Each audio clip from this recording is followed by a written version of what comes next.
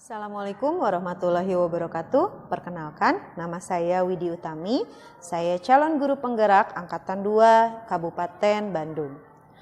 Pada kesempatan kali ini, saya akan mencoba memaparkan pemahaman dan pengetahuan yang telah saya pahami mengenai filosofis pendidikan Ki Hajar Dewantara. Berikut pemaparannya. Salah satu ciri dari pembelajaran berdasarkan pemikiran filosofis Ki Hajar Dewantara adalah sistem Among atau menuntun.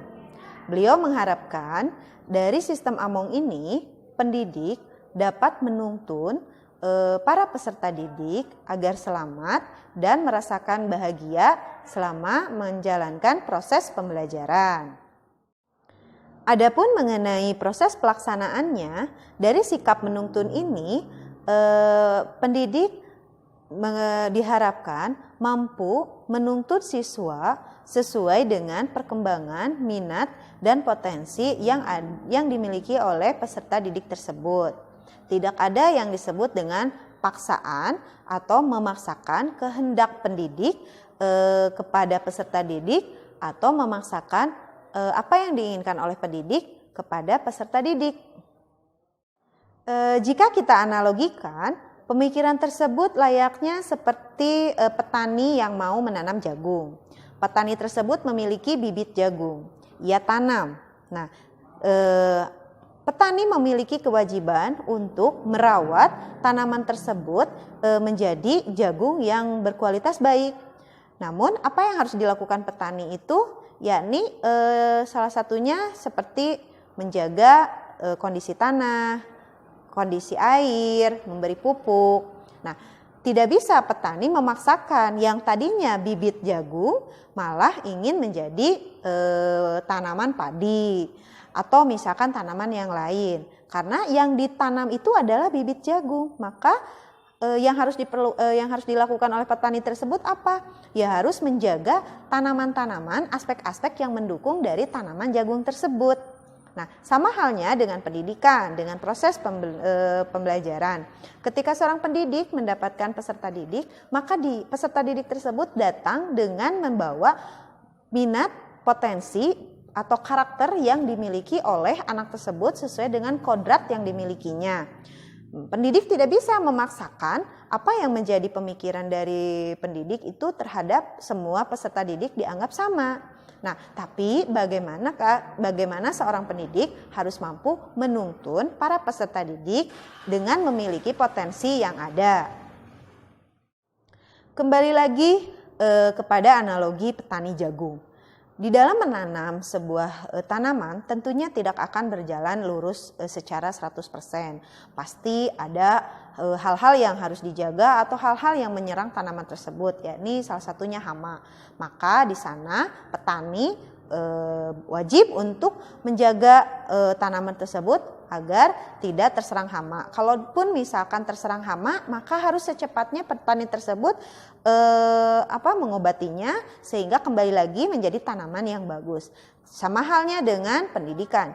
Dalam proses pembelajaran, ada kalanya peserta didik mengalami permasalahan. Nah, di sini peran pendidik harus mampu memberikan tuntunan kepada peserta didik agar peserta didik mampu memecahkan solusi permasalahan yang keluar dari peserta didik tersebut.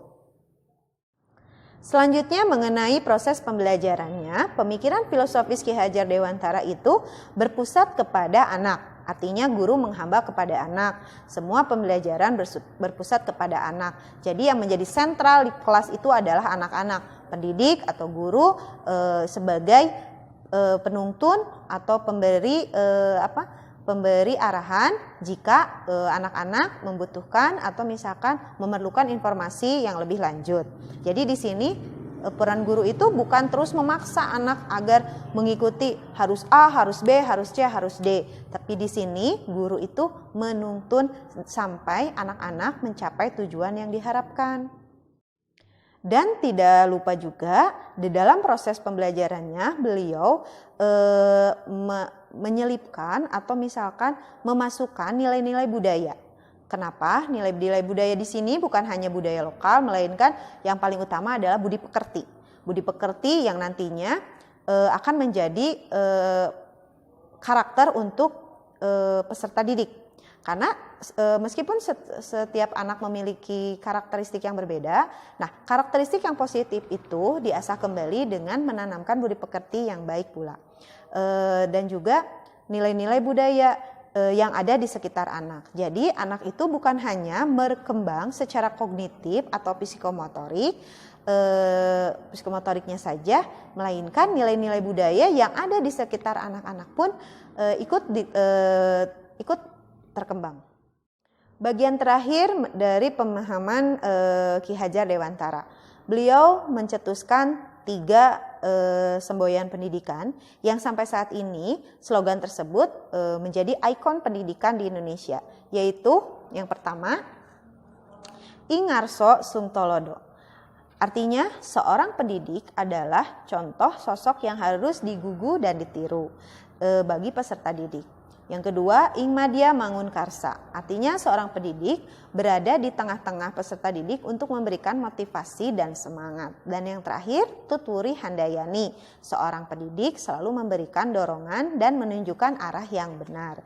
Jadi di sini dari 3 semboyan ini pendidik harus bisa memposisikan bukan hanya terus di depan, melainkan pendidik ada di depan, ada di tengah, dan ada posisi pendidik ada di belakang. Nah, demikianlah bahasan atau pemaparan yang saya tangkap setelah saya mempelajari filosofi Ki Hajar Dewantara. Mudah-mudahan dengan diingatnya kembali filosofi tersebut mampu bermanfaat bagi saya secara pribadi agar menjadi pendidik yang mampu menuntun para peserta didik dengan selamat dan bahagia, dan umumnya bagi seluruh peserta didik yang ada di Indonesia, sehingga jika pemikiran beliau kita tanamkan kembali, maka pendidikan di Indonesia akan lebih baik lagi. Mohon maaf jika ada kekurangan. Wassalamualaikum warahmatullahi wabarakatuh.